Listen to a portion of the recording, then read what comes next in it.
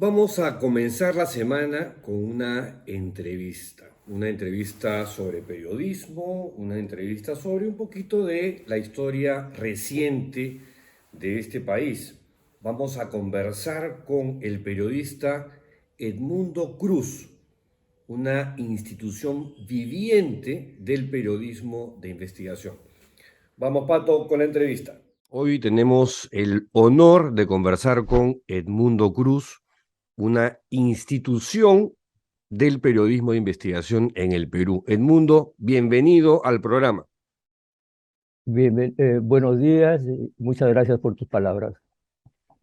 Bueno, hay que decir que hace poco recibiste un justo homenaje en el lugar de la memoria, promovido por la Asociación Nacional de Periodismo del Perú.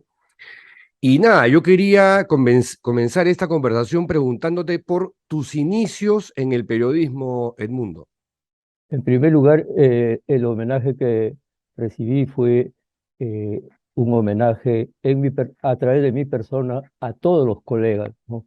que de mi generación o de los años de- desde que se desarrolla el periodismo de investigación en el Perú, estamos en este campo, ¿no? Bien, respondiendo a tu pregunta, eh, hay- una primera etapa de mi actividad periodística es el periodismo político partidario, ¿no? Ujú. Yo fui director de Unidato, ¿no? Un órgano del Partido Comunista, lo convertí en semanario y trabajé hasta el año 74, ¿no? Eh, periodo, hito a partir del cual me aparté de la actividad política y me dediqué a, a la docencia y al asesoramiento de la prensa sindical y en algún grado también de algunas empresas, ¿no? ¿Y Y bueno, sí, y y cómo la, y entras al periodismo de investigación? Porque tú entras al periodismo de investigación mucho más adelante. claro, yo entro a la joven, a la edad nada menos que 50 años, ¿no? Eh, y entré invitado por Ricardo Uceda, ¿no? Y entré en los años 80, en la segunda década del año 80, y ya se había iniciado el proceso de la violencia política, ¿no? De esta guerra interna que duró 15 a 20 años, ¿no? Y bueno, eh, en este periodo del periodismo masivo es el que eh, desarrollo eh, es- como parte, ¿no? de esa corriente del periodismo de investigación que nace Ujú. precisamente en el marco de los años 80 y 90, ¿no? El periodismo de investigación no es una invención, no es una ocurrencia, no es eh, una chispa de talento de algún periodista o grupo de periodistas, es la respuesta, ¿no? a una necesidad, ¿no? de un periodismo interpretativo más profundo, que fuera un periodismo fiscalizador de lo que estaba ocurriendo, ¿no? Y frente a ese reto, eh, hay un núcleo de periodistas que responden positivamente y así nace el periodismo de investigación. Como me dijera en una oportunidad eh, este colega, el fundador, gestor del Instituto de Estudios Peruanos, eh, en esa época eh, llega al Perú, se conoce en el Perú la palabra derechos humanos, ¿no? Mm. Los derechos humanos se han proclamado el año 48, pero aquí eh, se conoció realmente lo que eran los derechos humanos y nacen las primeras organizaciones del año 83, nace APRODE, ¿no? Promovida precisamente por un gran personaje que acaba de dejarnos, Por ¿no? Pancho Soberón. Pancho Soberón, ¿no? Entonces, es una corriente que responde a hechos complejos, ¿no? Que demandan un tiempo mayor de trabajo en profundidad, ¿no? Buscando las causas y efectos de los hechos y que buscan acontecimientos que buscan verdades que alguien oculta. Esos, esos algo son los poderes, ¿no? Que ocultan. Eso le da al periodismo de investigación eh, el motivo, la motivación para su corte, sus características especiales que tiene, ¿no? Cuando dices tú que entras al periodismo de investigación gracias a una invitación de Ricardo Uceda, es la revista Sí a la que te refieres. Por supuesto, la revista SIF, ¿no? Fundada en el 86 por César Hildebrand, Ujú. ¿no? Y que a partir de agosto del 87 asume la dirección, perdón, del 89, ¿no? Asume la dirección Ricardo Uceda, ¿no? Y, Y y ahí, efectivamente es en plena época en que la guerra interna ya está causando estragos. Ahora, aquí te hago un paréntesis, Edmundo. Hay mucha gente, no son pocos, lamentablemente, negacionistas, que cuando dicen conflagración, cuando escuchan la frase conflagración interna, guerra interna, conflicto interno, dicen, ¿de qué guerra interna me están hablando? ¿Tú qué dices a eso? eh, el objetivo, la intención de ese cuestionamiento es que se basa en que ellos consideran que el término apropiado es lucha contra el terrorismo, ¿no? Mm, Y, y sí, es una etapa de lucha contra el terrorismo, pero ¿contra qué terrorismo? Porque hubo un terrorismo de sendero, ¿no? ujú. Y hubo un terrorismo de Estado, ¿no? Entonces, hay la oculta intención de esconder esa corriente negativa que se surgió en los órganos antisubversivos del Estado, que es la corriente de tierra arrasada, ¿no? Entonces, eh, quisieran y dicen que no es propio que se le califique de guerra interna, en realidad fue una guerra interna, ¿no? Hubieron, por un lado, las fuerzas del Estado, de la sociedad, y por otro lado, las fuerzas de los grupos subversivos, ¿no? Sendero y el MRTA que se levantaron en armas, ¿no? Entonces, ese es guerra interna, eran en todos sus aspectos, ¿no? Dos contendientes, ¿no? Que por la vía de las armas trataban de blindar el objetivo que se imponían, ¿no? Si yo te... Y Sí, dale. sí, y en cuanto el otro término que no les gusta es violencia política, ¿no? Mm. Pero es una violencia, y qué violencia, ¿no? Qué violencia, la violencia extrema, ¿no? O sea, lo que aquí ocurrió en nuestro país realmente fue de un grado de criminalidad alto, ¿no?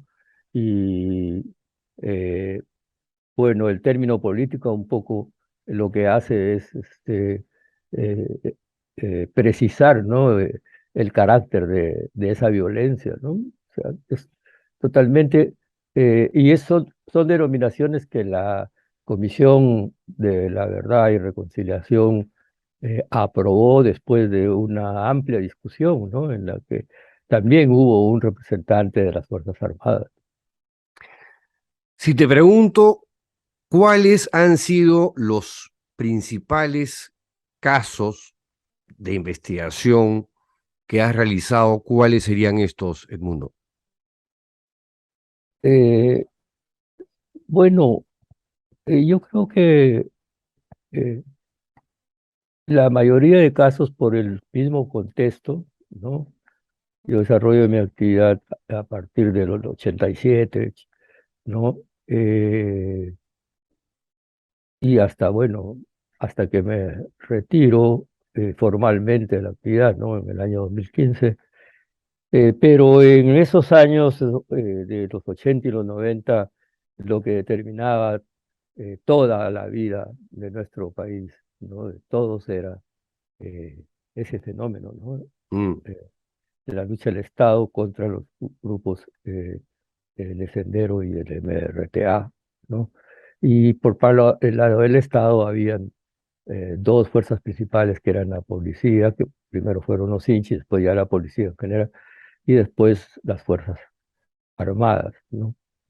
Eh, Ahora, entonces la mayoría de casos están relacionados con ese contexto, son casos que tienen que ver con los derechos humanos, ¿no? La violación de los derechos humanos y con los temas de corrupción que la corrupción se desarrolla en el segundo quinquenio de los 90 bajo el gobierno de Alberto Fujimori, ¿no? Y es una corrupción que se caracteriza porque no es la mini corrupción, la corrupción Ujú. particular, sino la corrupción del aparato del Estado, principalmente de los servicios de inteligencia, con la figura de Montesinos y de las Fuerzas Armadas de las cúpulas de las Fuerzas Armadas que están representadas por el general Hermosa, ¿no?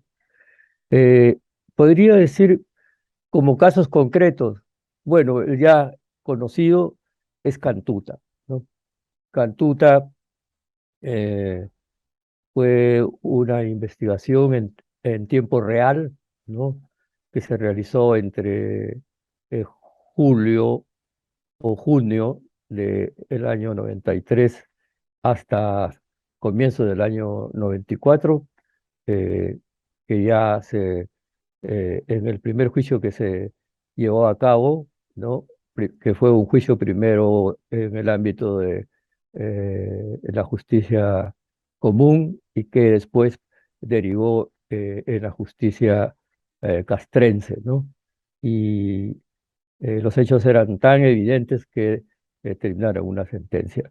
Y el otro hecho eh, que mencionaría yo y que es poco conocido y que es tan grave como el de Cantuta es el caso Putis, ¿no? Mm. Putis es una eh, comunidad en las alturas de Huanta, 3.600 metros de altura, donde se desarrollaron muchas de las acciones más violentas de la guerra interna, ¿no? Eh, y ocurrió en el año 1984, en diciembre, ¿no? Y era un hecho totalmente desconocido. Cuando la Comisión de la Verdad tomó este caso, se formó y tomó este caso, entonces lo primero que hicieron fue rastrear a través de la prensa, ¿no? De los medios de comunicación, el caso de Putis, ¿no? La palabra Putis, porque no lo encontraban, ¿no? Y no encontraron nada en aquellos años, sino una palabra, solamente una información, no recuerdo actualmente si fue en Expreso o en qué otro medio, eh, una palabra parecida, algo así como quipus, todo, eh, pero no putis, ¿no? Pero que coincidía con los hechos que se revelaron en su momento, ¿no?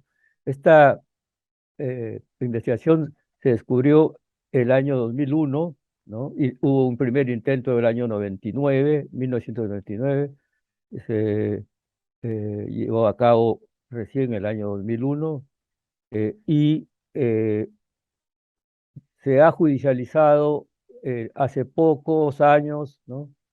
Eh, o sea, fue descubierto a los 17 años, en 2001, cuando estaba a punto de enterrarse, de encementarse, ¿no? Como parte de las obras de retorno, el programa de retorno eh, de las, eh, de todas las poblaciones que habían emigrado por la violencia, en Putis se proyectaba construir, ¿no? Un nuevo Putis y ya se había comenzado.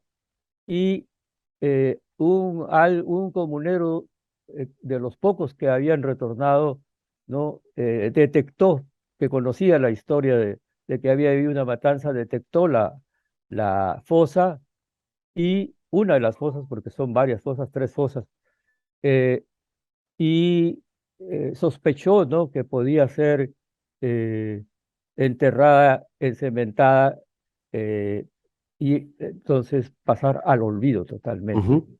Nadie ya hubiera podido tener oportunidad de indagar, conocer o indagar sobre Putis, porque Putis fue exterminada casi toda la población que estaba ahí, ¿no? Eh, y eran un conjunto de 9 pagos, etcétera, ¿no? Entonces, eh, si no se hubiera hecho esa develación, Putis tal vez habría sido conocido.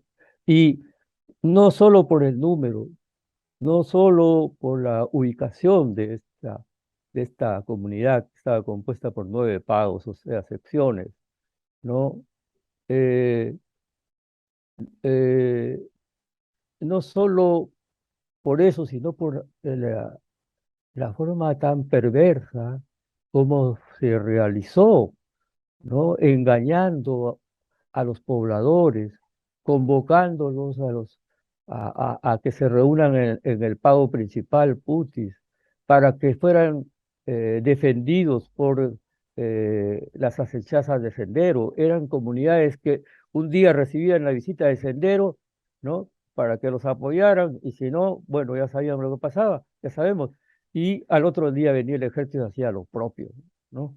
¿Qué pasó Entonces, en Putis, Edmundo? Te lo pregunto, porque claro, tú has mencionado los dos casos que cuando yo pienso en Edmundo Cruz, pienso efectivamente en la Cantuta y en el caso Putis. Pero muchos jóvenes no tienen la menor idea de lo que pasó en Putis ni de los crímenes de la Cantuta. Entonces, te pregunto, ¿qué comencemos. pasó en Putis? Putis es poco conocido. Putis, eh, por estar ubicada en las alturas de Huanta, de la provincia de Huanta, ¿no? Era considerada como una comunidad roja. Yo el año 89 entrevisté al jefe del puesto de Huanta, ¿no? Eh, de toda la zona, subzona de Huanta, ¿no? Y él me enseñó un mapa, ¿no? Con banderitas blancas, banderitas rosadas y banderitas rojas. ¿Y qué significa eso? Le pregunté, ¿no? Me dijo, bueno, las bancas son las que están apoyando al Estado, las rosadas son las que están indecisas y las rojas son eh, las que son senderistas. Todas esas que están en las alturas de Hualta son senderistas. Entonces, eh, eh, el rondero que nos guió, que nos dio el dato, no nos guió, sino nos dio el dato, ¿no? De lo que había pasado en Putis, ¿no? Nos indicó que entre esos, que llegaron efectivos del ejército, ¿no? Una patrulla del ejército, y les solicitaron que los guiaran para ir a Putis, ¿no? Putis era un pago ganadero, si se quiere, ¿no? Como la mayoría de esos, ¿no? Entonces, eh, y en 3 oportunidades fueron a Putis. Los militares los obligaron a que los guiaran, ¿no? Y fue en esta tercera oportunidad que ocurrió una matanza. Eh, el objetivo de la matanza era exterminar a esta población. Se consideraba que era una zona de tránsito, de sendero, pero una zona, las zonas más altas. Eh, entonces, tuvieron a invitar, ¿no? Los 9 pagos están repartidos en estancias, ¿no? Tuvieron a invitar a los pobladores de la manera que ya indiqué para protegerlos, y ya una vez que estuvieron concentrados abajo, les dijeron ese objetivo, y además les informaron que se trataba de hacer una piscigranja como una parte de dar actividad, ¿no? y, y sostenimiento, ¿no? Entonces los hicieron cavar una fosa, ¿no? Lo que estoy diciendo ha sido testimoniado por los comuneros, no Ujú. solamente por una fosa más o menos de 10 metros de largo, 8 de ancho y cerca de 2 metros de profundidad. Medidas que ya las hemos conocido después, ¿no? cuando ya se han hecho las exhumaciones. Y parece que se cavaron más de una fosa, porque después nosotros encontramos los rastros de dos fosas, ¿no? Y la versión de que eran tres, ¿no? Finalmente se han encontrado efectivamente más de las tres fosas, ¿no? Ahora, una vez que cavaron las fosas, a los guías los enviaron a recoger leña y luego esto ya lo que dice el guía que nos informó, escucharon hacia las 6 de la tarde que comenzaron los disparos, ¿no? Comenzaron los disparos, ¿no? Y obviamente ellos advirtieron que lo que estaban haciendo es matándolos. Y entonces, efectivamente, así ocurrió. En medio de esa realidad, ¿no? Quedaron un niño o algo así que sobrevivió, ¿no? Y un comunero también que logró escapar, ¿no? De esa situación, ¿no? Dicho sea de paso, las mujeres fueron reunidas en un local especial y fueron violadas, ¿no?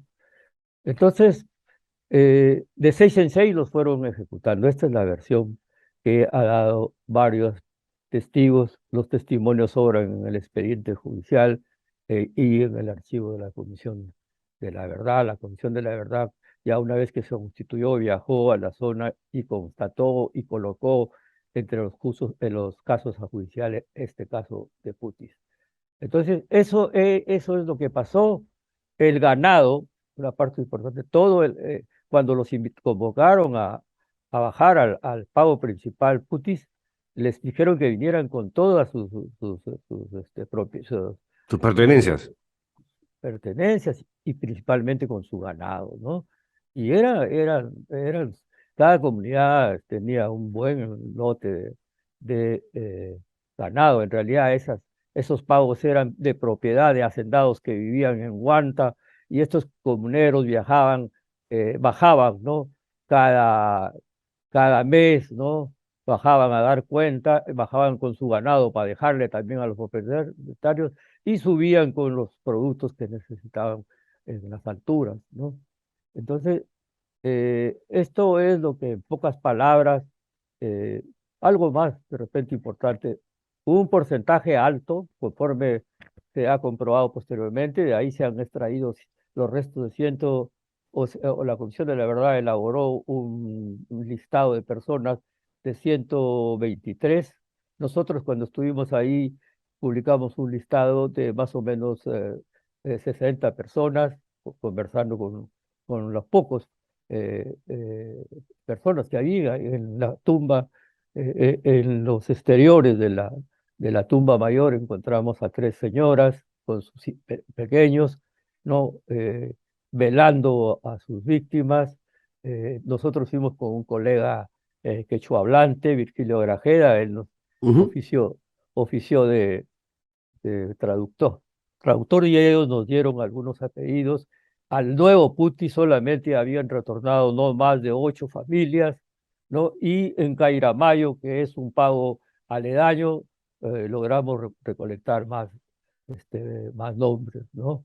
Obtuvimos también en Cairamayo, entrevistamos a un soldado, ¿no? Que había pertenecido a la base de Putis, ¿no? Esto es lo que sucedió eh, aquel 13 de diciembre del año 1984, ¿no? Y se logró identificar a quienes engañaron a la población de Putis para convocarla y Eso está en producir proceso, esta masacre. eso está en proceso de juicio. Después de ¿cuántos años? 38 años, ¿no? Ya se ha entrado a juicio oral. Yo estoy eh, Como comparec- testigo. compareciendo como testigo. Por eso, por respeto al proceso, me reservo dar mayor información, pero sí puedo decir que eso está publicado en nuestras notas. Publicamos 2 informes en el año, en noviembre del 2001, y publicamos otros 2 informes en el año 2015. ¿no? Esto ya en el diario de la República. Sí, en el Diario de la República. En ese tiempo ya yo trabajaba en el Diario de la República. Esta fue una investigación del diario La República, ¿no? Ahora, los crímenes de la Cantuta, Edmundo, ¿cómo se inicia esa investigación? ¿Qué la gatilla? Ah, ya. Bueno, eh, si se quiere, comienza con una llamada que el congresista Roger Cáceres eh, me hace para que lo visite en el Congreso, que tenía algo importante. Se trataba había recibido un sobre de Manila, ¿no? Y quería abrirlo conmigo. Eh, esa confianza, y aquí la señalo porque eso puede servir a los colegas, se basaba en, yo asistía a las reuniones de la comisión investigadora del caso La Cantuta, creada en el CCD, en el Congreso Constituyente Democrático, que se formó bajo la presión de la Organización de Estados Americanos Ujú, en el año 95, en el año 93, ¿no? 93. Y entonces eh, abrimos el sobre, abrimos el sobre, un medor, ¿no? Eh, lo vació el congresista sobre su escritorio y eh, aparecieron un conjunto de fragmentos restos óseos fragmentados, solamente uno de ellos casi completo, digamos, ¿no? Un hueso una parte del hueso de los miembros inferiores y, y luego cenizas, ¿no? Y un croquis, un papel cometa amarillo, había un croquis trazado por un puño este, grueso, ¿no? En el que se indicaba claramente, de forma muy grosera, pero claramente, dónde se encontrarían las fosas de los desaparecidos de la Cantuta, que hasta entonces era un misterio, ¿no? Lo único que se conocía es lo que pocos días antes, en abril del 93, un grupo secreto de militares había hecho llegar al Congreso. El congresista Henry Pease lo leyó y fue el primer informe, unas 5 o 7 páginas, ¿no? En el que se detallaba con lujo de detalles, incluidos nombres y cargos, cómo había ocurrido y quiénes eran los actores de ese hecho, ¿no? ¿Cómo se llamó el general que es el que filtra ese documento? No, ¿No te no, no, acuerdas? Ya. no, no, sí me acuerdo. No, ahí ese documento es un documento anónimo. Ah, ok, ok. Eso llega al Congreso el 2, el 2 de abril del año 93, 8 meses después del secuestro de la Cantuta, de los cantuteños, ¿no? Ujú. Ahora, el 5 de mayo siguiente, el general Rodolfo Robles. Robles Espinosa, Sí, ¿no? En un acto inédito, un sí. acto, yo eh, una licencia para rendir homenaje al gesto de este militar, era el número 3 en la escala de mando, en la escalera de mando del ejército. eh, Tuvo la valentía de revelar este, eh, eh, confirmar lo que se revelaba en ese documento y dar muchos detalles. Soy yo obligado a, a, a tomar esta decisión porque eh, cuando se detectó que él conocía y estaba dispuesto a denunciar, peligraba la vida de 2 hijos que tenía Ujú. como habían ingresado al ejército y la vida el propio Rodolfo Robles, ¿no? O sea, el trato que se dio y que se dio a Rodolfo Robles no lo ha recibido ningún, ¿no? Oficial que haya cometido un acto de traición, de lesivo a los intereses de la patria, ¿no? Y hasta ahora los beneficios que la ley reconoció en los gobiernos siguientes a este grupo que fue reivindicado por el ejército, no le han sido otorgados plenamente. Bueno, fue él el que reveló este caso, ¿no? Ahora, ¿cuándo viene a conocerse el origen real, ¿no? Que es el punto de partida real, ¿no? De esto. Eh, cuando eh, Ricardo Sea, a propósito de su libro, ¿no? Que trabajaba, eh, recuerdo que una vez me consultó y quiénes fueron los que llevaron eso, ¿no? Y entonces lo que yo recordaba, yo no sabía quién, cómo, sería largo, pero o sea, el plano que recibió el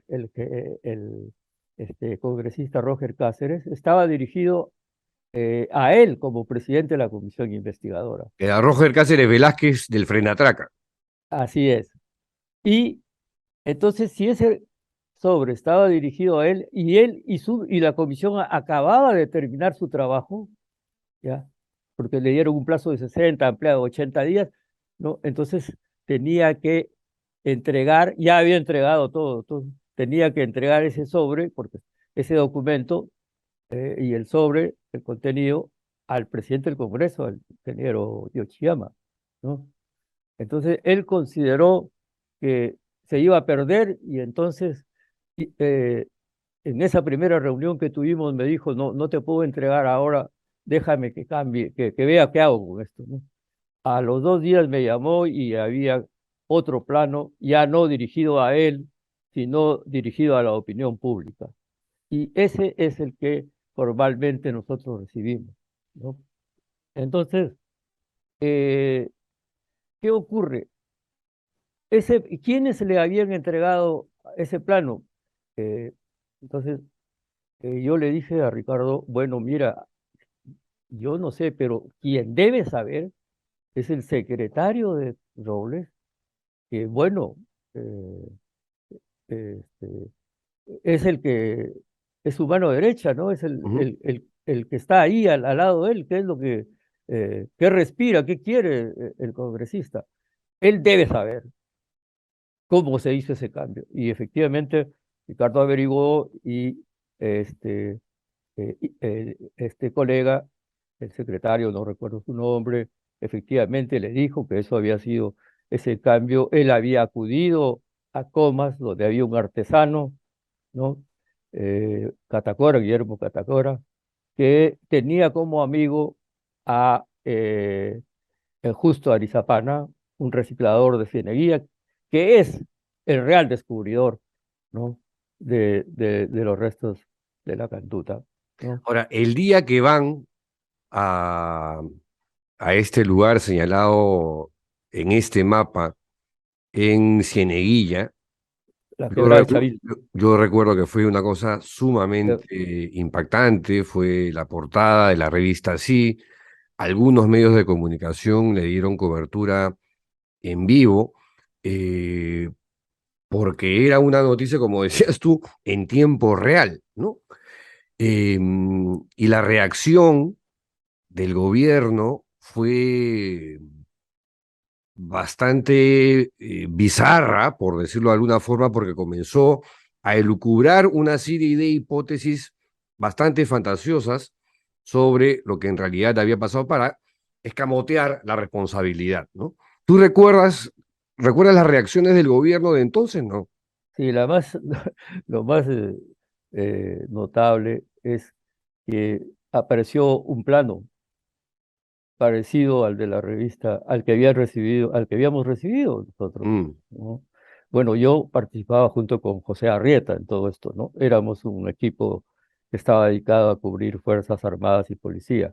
Entonces, eh, ¿qué pasó?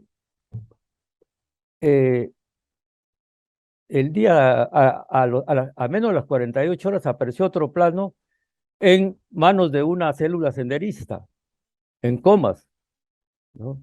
Entonces salió pues toda la operación de que Sendero había entregado el Mm. mapa a la revista, sí, ¿no? Y eso era falso, ¿no? Yo acabo de explicar cómo es que recibimos el mapa de Cáceres, ¿no? Pero ¿qué había pasado? Ese otro, ese mapa que originalmente estaba dirigido ¿cómo se llama? Al congresista y que fue eh, rehecho, ¿no? Para cambiar el vocativo, ¿no? O sea, a quién estaba dirigido. De esa, de ese plano original se sacó copia. Cuando el reciclador y el artesano elaboraron el mapa, porque cuando ellos fueron, Cáceres le dijo, lo primero que le dijeron es, sabemos dónde están". Entonces Cáceres no le creyó, le dijo, a ver, tráigame las pruebas, tráigame el lugar donde están. Y a los 2 días se presentaron con una muestra de restos y con un mapa. Ese mapa inicial, ellos habían sacado copia en una copiadora de comas, que era una casa del servicio de inteligencia, era una tienda del servicio de inteligencia, ¿no? Manejada por un agente, Hans Ibarra, ¿no? Y entonces ahí esa prueba había terminado en el CIE, y entonces de ahí sale esa evidencia, digamos, o ese documento con el que acusan a la revista así de que Sendero le ha entregado el plano, cosa que después se demostró que era falso, pues, ¿no? No, y Lo que, además, y arrestan, ¿te acuerdas? A este pobre taxista de apellido Mallea, evangélico, y lo muestran en traje a rayas, como que fuese uno de los autores de la hechura del mapa, pese a que las pericias grafotécnicas indicaban que no era, y todo esto mostrado en televisión, en vivo, programa dominical, por el propio Alberto Fujimori en una entrevista que era realmente nauseabunda, por, no sé, por rastrera con Nicolás Lucar, ¿no? Mostrando, explicando el asunto, la historia fabulada del mapa, Mallea en traje a rayas, en fin, tal vez ahí, permíteme señalar dos sí. cosas, Pedro. Uno, Mallea es uno de los tantos héroes que nosotros encontramos en este trabajo, ¿no? Mallea es evangelista, ¿Mm? fue torturado, Así torturado es. ¿no? Y, si no, y tanto que provocó una movilización nacional e internacional de los evangélicos, ¿no? Que ayudaron después a la identificación. Hubo que probar que la grafía de Mallea no coincidía, etcétera. Primera cuestión, Mallea. Mallea está ahí, es un ilustre desconocido, pero es una persona Mm, admirable. Mucho tuvo que ver con esto. Y el segundo caso es, tal vez, como entre los oyentes haya jóvenes periodistas, una certeza de esta investigación fue la forma, el modelo de denuncia, ¿no? Lo que en principio se pensó en sí cuando se obtuvo esta información, ¿no? Los restos óseos, el mapa, ¿no? Se verificó el lugar, existía todo, los mapas pertenecían a seres humanos. Entonces, lo primero que se pensó es convocar una gran conferencia de prensa, ¿no? Hacer una edición especial que no salga el lunes, que salga ahora mismo, ¿no? mm. Y entonces hacer la película, ¿no? Y la otra posición era, no, primero verifiquemos todo, ¿no? Y aseguremos que esto sea investigado, ¿no? Y ahí, en el lineamiento de esta estrategia, digamos, participaron mucha gente. Y en lo derivado de este plan de denuncia, se acordó hacer una denuncia en el sitio, desde el sitio. O sea, dar a conocer cuando se estaba en el sitio y se había comprobado que existían las fosas. Incluso eran 4 fosas de acuerdo al plano, ¿no? y había una semiabierta, ¿no? Entonces se discutió mucho con penalistas que comenzaban en ese tiempo y ahora son grandes penalistas, no estoy Mm. autorizado para dar sus nombres, pero muchos se conocen, ¿no? Con el concurso de arqueólogos, historiadoras, de San Marcos que ofreció su apoyo a la investigación, ¿no? Con el concurso de médicos legistas, autoridades en ese momento de primer nivel que apoyaron en forma discreta, secreta, ¿no? Entonces, eh, no hicimos el bolondrón, sino que primero hicimos todas esas verificaciones, ¿no? Y recién en el sitio convocamos, cuando excavamos solamente esa fosa semiabierta hasta el momento en que aparecían los restos, las cenizas, los fragmentos, restos, y vimos que coincidían con nosotros de acuerdo a la opinión del legista que estaba ahí, el médico legista que también entró con nosotros en la madrugada a esa quebrada, la quebrada de Chavilca. Entonces recién a las 8 de la mañana, el equipo de derechos humanos, entre los cuales estaba Pancho Soberón, Ujú. ¿no? Hicieron la denuncia, ¿no? En el Ministerio Público para que se constituyera en el acto, ¿no? La autoridad. A las 12 del día apareció el fiscal Víctor Cubas Villanueva, que restando bajo la autoridad de Blancanelia Colán, la fiscal de la Nación en ese momento, que respondía a las órdenes de Vladimiro Montesinos, Mm. sin embargo, tuvo la inteligencia y la valentía de llevar a cabo la investigación fiscal con independencia, ¿no? En alianza con los periodistas, y sin una gestión de ese tipo no habría sido posible descubrir. Entonces, fue un modelo de denuncia de ese tipo, ¿no? La que aseguró que el Ministerio Público no rehuyera la investigación. Si nosotros hubiéramos convocado nuestra conferencia de prensa, hubiéramos entregado públicamente y no sabríamos cuánto tiempo habría demorado para que inicien la Mm. investigación. De ese modo, como se hizo realmente, desde el lugar de los hechos, se aseguró que la investigación fiscal empezara en el acto. Es que fue sumamente impactante. Yo llegué a ir ahí porque yo en esa época era productor periodístico de un programa televisivo que tenía Alfredo Barnechea y llegué hasta ahí buscando a Ricardo Uceda para que Alfredo lo entrevistara esa noche.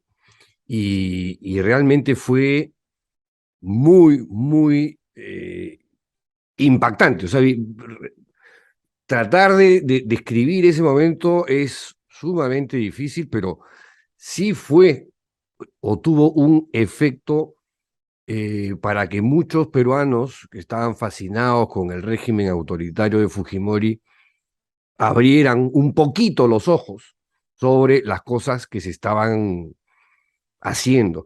¿Tú recuerdas las reacciones de algunos congresistas del Fujimorismo como Marta Chávez, Gilberto Ciura?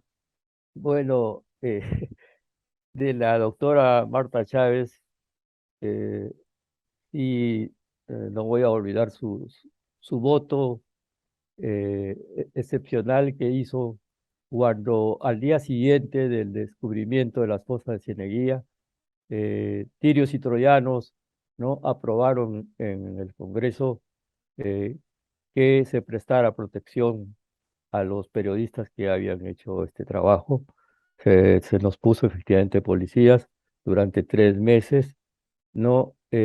Pero la única que votó en contra de esa moción que pidió eh, y que fue aprobada por todos, incluidos los fujimoristas, menos la doctora Marta Chávez.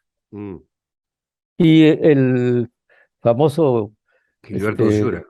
Gilberto Ciura, que formaba parte de la comisión del Eh, Congreso que investigaba el caso de la Cantuta, ¿no?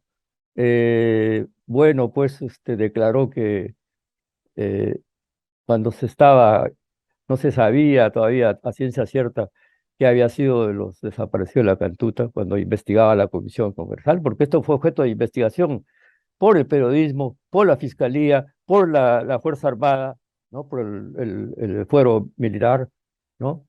Eh, eh, declaró él que no, que estos eh, cantuteños no habían desaparecido, sino que se habían enrolado en las filas de Sendero. No habían sido asesinados, sino que habían desaparecido para enrolarse en las filas de Sendero, ¿no? Cosas Me, ha- así, pues. me has hecho recordar también cuando encuentran este manojo de llaves Ah, y bueno. luego van a la Universidad de La Cantuta y comienzan a probar las llaves y una abre uno de los lockers, uno de los casilleros de los estudiantes. Ese momento también fue realmente conmovedor, ¿no? O sea, impactante porque tú dices, wow, o sea, A mí me hizo recordar esa novela de Wells. ¿Te acuerdas que un programa radial idea la llegada de sí, de los seres extraterrestres. Sí, sí, extraterrestres sí, sí, sí, y la gente que está escuchando cree y sí. se genera una movilización real, ¿no? Mm. Bueno, acá, ¿por qué me hizo recordar? Esto vale, vale la pena porque realmente es admirable. Creo que fue la prueba más contundente para que la Sí, opinión pública, porque como tú decisiva, dices, sí. decisiva. ¿Qué pasó? En el, dos cosas interesantes, ¿no? Uno, cuando se estaban excavando las fosas en Cieneguilla, la primera estaba semiabierta, medio metro cavada. Y entonces cavó medio metro más, un metro, ahí se encontraron los restos. Cuando se pasó a la segunda, solamente se cavó 50 centímetros y se pasó a la tercera. Entonces, ¿no? Un, hoy día, eh, arqueólogo, Fujita, ¿no? Que nunca quiso que lo mencionaron, yo creo que ahora vale la pena mencionarlo, ¿no? Se acerca, ¿no? Y nos dice, vayan eh, y póngase de cabeza para que se cabe un metro, solamente han excavado medio metro, no puede ser, las cosas, la tierra es a un metro. Entonces, nosotros acudimos a uno de los, entonces, eh, eh, eh, recién iba a graduarse, creo que acaba de graduarse, César Azabache, le dijimos, bueno, como nos había dicho, eso, párate de cabeza, ¿no? Y obliga a los fiscales que excaven un metro. Entonces, se va, se para de cabeza y la tercera fosa es cavada a un metro, y a un metro se encuentra el llavero, uno de los dos llaveros, que es precisamente el que se va a probar en el acontecimiento que acaba de referir Pedro, ¿no? Y que genera en la cantuta que se abra, ¿no? El casillero. El casillero de uno de ellos y después la oficina de uno de los centros federados de la cual uno de los desaparecidos era secretario general. Entonces es ahí donde Raida Cóndor abre Mm. y dice, yo el día que he venido acá a ver, cuando había desaparecido mi hijo, a buscar sus cosas y he encontrado este llavero, ¿no? Este, ¿Cómo fue? Bueno, ella encontró, no, este, ella presentó un llavero ahí y pidió que se verificara que si esas llaves, le dijo, pertenecen a mi casa, ¿no? Y entonces el fiscal Cubas dijo, bueno, aceptado, y se trasladaron desde la Cantuta hasta La Victoria, la avenida, ¿cómo se llama? Eh, Casi por cerca de Mangucapa, ¿no? Eh, y entonces, en ese traslado, más o menos una hora, en la radio, RPP, estaban transmitiendo. Transmitieron primero por radio cuando se abre la llave de la gavetera, Mm. la del local del Centro Federado. Y después, entonces, toda la gente estaba prendida y va creciendo. Ahora se está dirigiendo hacia el Distrito de la Victoria a verificar si las llaves encontradas presentadas por la señora, ¿no? Entonces, se fue y se probó, ¿no? La llave pertenecía a la quinta, una llave a la puerta de la quinta y la otra al departamento interior. ¿no? Entonces, ese trabajo, esa transmisión hicieron los medios de comunicación radiales, tuvo un efecto tremendo y eh, generó que la opinión pública se formara una opinión de mayor validez que la que podían, eh, las que salieron de otra forma, ¿no? No, de hecho fueron momentos épicos del periodismo de investigación en un momento, además, sumamente complejo y preocupante para el país que estaba bajo un régimen autocrático con el poder concentrado en y todas las instituciones tomadas, ¿no? Hacer periodismo en esa época no era nada fácil, pero nada fácil. Por suerte había gente como tú, como Uceda, Pepe Arrieta, Gustavo Gorriti, el propio Hildebrand, después digamos en Liberación, entre otros, que hicieron su chamba, ¿no? Que si no la hubiesen hecho, mira, ese régimen se habría consolidado hasta la fecha, porque ese gobierno quería incrustarse en el poder y en Palacio de Gobierno a cualquier costo. Ahora, Edmundo, ¿cómo ves tú el periodismo de hoy? Eh, con mucho interés y mucha esperanza lo veo yo, ¿no? Yo creo que después de esta etapa del periodismo de investigación clásico, digamos, sobre el cual hemos conversado, ¿no? Yo creo que ya en este presente siglo, un poco que bajamos la guardia, ¿no? Mm. Yo creo que como se derrotó a la dictadura, ¿no? Entonces se creyó que, bueno, con eso eh, se había fortalecido el sistema democrático en toda su amplitud. Y no fue así, ¿no? O sea, en la segunda, en en el segundo quinquenio de los años 90 se generó un fenómeno de corrupción al que ya me he referido, y eso dejó corriendo bajo agua, bajo el río, bajo el puente, ¿no? Una corrupción que afloró en la segunda década de este siglo, ¿no?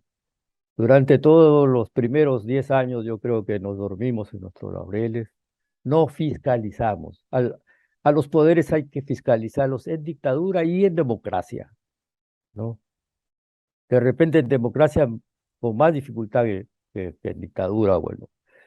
Y recién en el año 2010 que se forma, que Hildebrand abre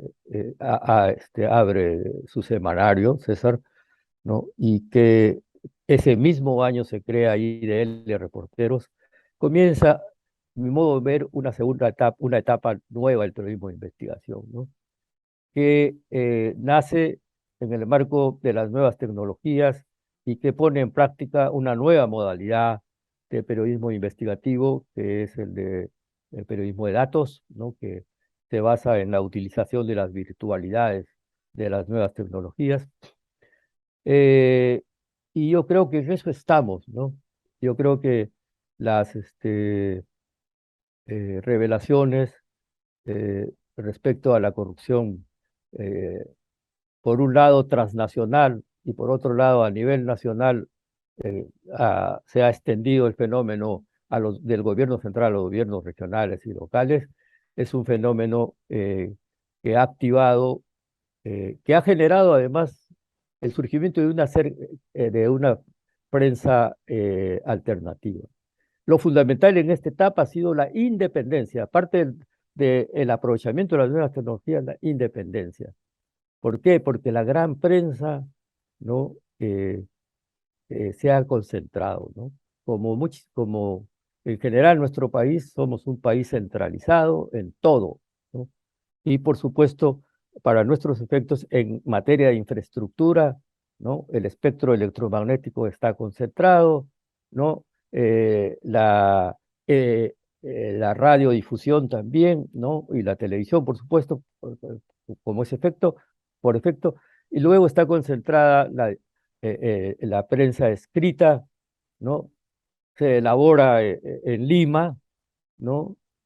Algunos tienen ediciones regionales, ¿no? Pero en general no hay emisores de carácter nacional en las regiones, solamente en Lima. Mm. Hasta en Bolivia tenemos 3 regiones que emiten medios de comunicación a nivel nacional.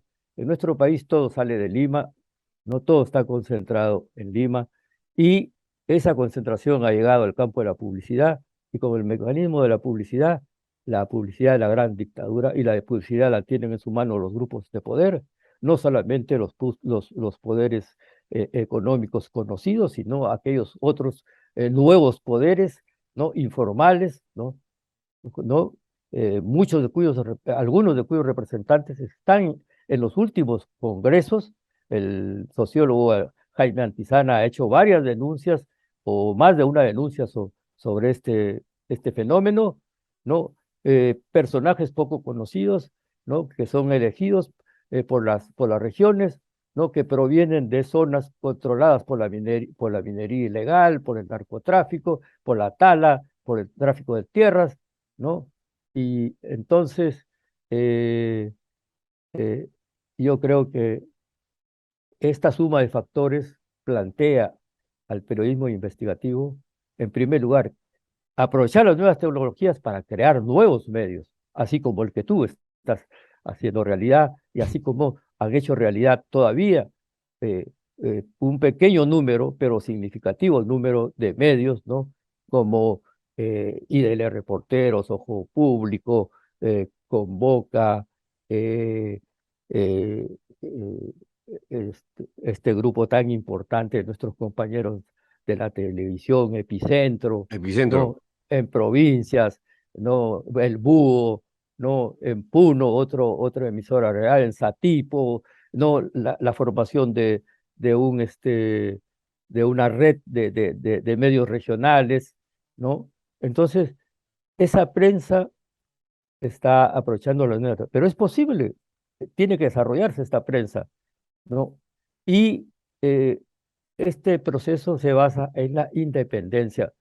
¿Por qué es necesaria por qué es necesario esta prensa independiente? Porque la gran prensa, por la dependencia de la publicidad, ha perdido independencia. Mm. Y la concentración de la propiedad también ha generado un fenómeno de oligopolio, ¿no? O de monopolio, ¿no? Que perjudica la esencia de la información tiene que ser una información verdadera, una información cierta, una información eh, que no defienda intereses particulares, ¿no? Y hemos visto en el proceso electoral, ahora mismo vemos el sesgo de la gran prensa, ¿no? Mm. Frente a la cual no hay otra salida sino que fortalecer el principio no solo de la verdad, a la que nos obligan las nuevas tecnologías para contrarrestar el efecto desinformador de las redes, ¿no? Hay que, con sus propias virtualidades de las nuevas tecnologías, generar medios que realmente ayuden no solamente a informar, sino a formar, a entretener a la gente, ¿no? A desarrollar, a integrar nuestro país, ¿no? A igualar nuestro país, ¿no? Somos un país eh, muy plural en todo, no solamente en la raza, sino en las oportunidades de trabajo, en los ingresos, etcétera, ¿no? Te iba justo a evocar una respuesta que le diste a Carlos Paucar hace muy poco en una entrevista para el suplemento domingo del diario La República, donde dices, con excepciones, se ha producido una distorsión de la función del periodismo. Creo que acabas de responder ya a ello. Como pregunta final, Edmundo, em, ¿cuál es tu reflexión cómo sintetizarías en una frase, en un pensamiento, tu vida como periodista? ¿Qué ha sido el periodismo para ti a nivel existencial, vocacional? una vía para expresar mi vocación social, ¿no? Eh, en forma amplia, ¿no? A plenitud, ¿no? Y yo pensé cuando estaba joven que había que transformar, mejorar este país, ¿no? Revolucionarlo, pensaba, ¿no? Cambiarlo, ¿no? Eh, y opté por la vía política partidaria en una primera etapa. Tuve, eh, eh, no, no reniego, no, de esa primera etapa aprendí mucho, ¿no? En uno y otro sentido, ¿no? Y salí a buscar una vía que me permitiera, sin menos, sin dogmatismo, ¿no? Con más independencia, realizar esta vocación legal. Y escogí la pedagogía, escogí el periodismo, ¿no? Y trato de mantenerme en ese camino, ¿no? Mi querido Edmundo, gracias por esta conversación que nos has regalado generosamente y nada, te agradezco muchísimo por tu ejemplo y por todo lo que has hecho por el periodismo de investigación en el Perú, que no ha sido poco. Hola, ¿ya sabes cómo quieres que se llame tu página web? Si tu respuesta es no, entonces piensa en el nombre que vaya de acuerdo al proyecto que tienes en mente. Ojo, no es necesario que sea un nombre corto, pero sí memorable. Por ejemplo, anapao.p o unos más creativos como yosoy.fit o estar soltera está de .moda. ¿Ves? Las posibilidades son infinitas. Ahora, si tu respuesta es sí, si ya sabes cuál quieres que sea el nombre de tu página web, regístralo una vez en yachay.lat. Tu tienda online, hoy.